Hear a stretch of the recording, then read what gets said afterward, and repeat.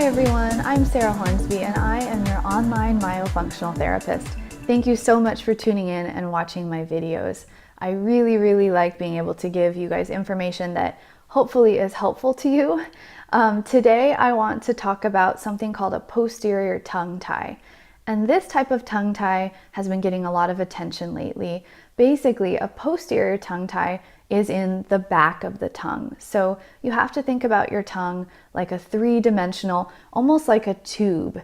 And if your tongue is a tube like this, the frenum or the frenulum, which is what's responsible for a tongue tie, is like a partition dividing the whole center of the tongue.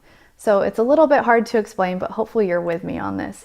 The frenum can be tight in the back of the tongue, and it can stop people from being able to get the back of the tongue to rest up and make contact to the palate and the roof of the mouth in the back area.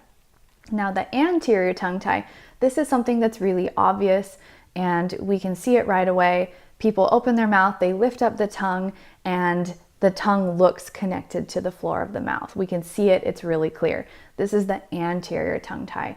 Posterior, a lot of times, is not obvious. A lot of times this posterior tongue tie, the people that I work with who have it, they can stick out their tongue towards their chin, they can open their mouth wide and reach their tongue all the way up. Sometimes they look like they have really long tongues, and the last thing you would say is, oh, you're tongue-tied.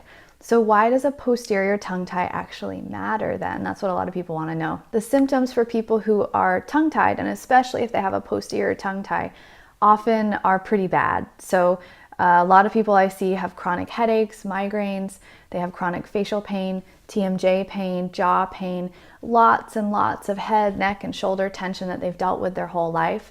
These are the symptoms that if you have these things and your tongue is low in the back, you probably have a posterior tongue tie. Now, the only way you can be sure if you actually have one is to talk to an oral myofunctional therapist or an oral facial myologist.